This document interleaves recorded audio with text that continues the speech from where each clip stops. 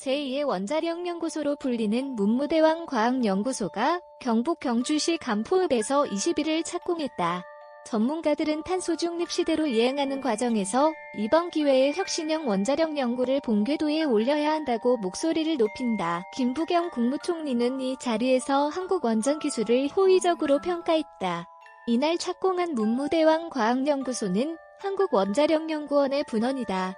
정부는 220만 제곱미터, 약 67만 평, 부지에 6,500억 원을 들여 대전 연구소 본원보다 1.5배 넓은 연구소를 조성한다. 문무대왕 과학연구소는 300무 이하 소형 원자로 개발과 원전 안전 및 해체 기술 등을 주로 연구한다. 정동욱 중앙대 원자력공학과 교수는 탈원전 정책을 밀어붙인 정부지만 탄소 중립을 이행하기 위해 혁신 원자력 기술의 필요성에 공감한 결과가 문무대왕 연구소라고 평가했다. 정부도 혁신 원자력 기술의 필요성에는 공감하고 있다. 김부겸 총리는 착공식에서 격려사를 통해 문재인 정부가 60년 동안 축적한 자랑스러운 원자력 기술을 가져다 버리는 것 아니냐는 우려가 있다며 분명히 말씀드리지만 그렇지 않다고 강조했다. 김 총리는 앞으로도 60년 동안 원자력은 중요한 에너지원이라며 세계 최고 수준인 우리 원자력 기술력은 포기할 수 없는 소중한 자산이라고 덧붙였다. 김 총리의 이 같은 발언이 알려지면서 원자력계는 탈원전 정책의 변화를 기대하는 눈치다. 정범진 경희대 원자력공학과 교수는 원자력을 연구하는 연구소의 총리가 발걸음을 했다는 것 자체가 원자력 정책에 대한 변화를 시사할 수 있다며 탈원전을 하더라도 원전 기술 연구는 지원해보겠다는 의지로 이해할 수 있다고 해석했다. 원자력 클러스터에서 원전 기술 칭찬한 총리다만 립서비스에 그칠 것이라는 견해도 있다. 원자력 기술 발전을 위해서는 무엇보다 연구개발, R&D 지원이 확대해야 하는데 이에 대한 언급은 없어서다.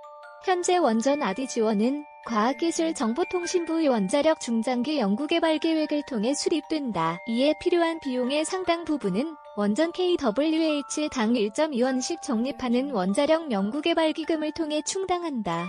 하지만 2030년까지 10개 이상의 원전이 가동을 중단하고 신규 원전을 건설하지 않는다는 정부 정책이 달라지지 않으면 이 기금은 줄어들 수밖에 없다. 송종순 조선대 원자력공학과 교수는 따라서 총리의 언급은 원전에 대한 정부의 입장 변화를 시사한다는 점에서 긍정적인 부분은 있지만 원전 기술 투자가 자연스럽게 감소하는 현행 구조가 바뀌지 않는 이상 별로 달라지는 건 없을 것이라고 풀이했다. 김 총리는 이날 정부는 원전 밀집도가 세계적으로 높은 상황을 고려해 에너지 전환 정책, 탈원전 정책을 추진해왔다며 하지만 원전 안전, 해체 기술, 소형 모듈 원자로 등 미래를 위한 원자력 R&D는 계속 확대, 지원했다고 말했다.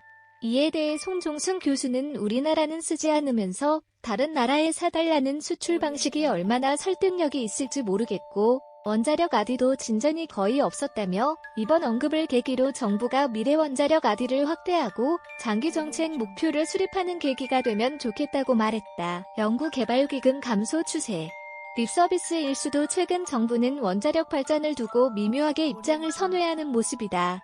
지난 5월 한 미 정상회담에서 양국은 대형 원자력 분야에서 협력하기로 합의했다. 또 월성 원전 3호기 등 원전 3기의 조기 가동도 추진 중이다.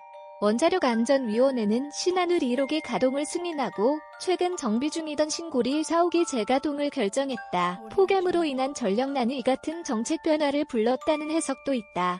실제로 21일 국회에선 이와 관련한 공방이 있었다. 이철규 국민의힘 의원은 탈원전 정책이 폭염 기간 중 전력 수급 우려에 영향을 미쳤다는 취지로 주장하자 김성환 더불어민주당 의원은 탈원전 정책과 전력난 우려는 연관성이 없다며 설전을 벌였다. 문희철 기자 리포터의 중앙점 co.k 알카피라이트 시 중앙일보 올 나이츠 리저브드 해당 언론사로 연결됩니다.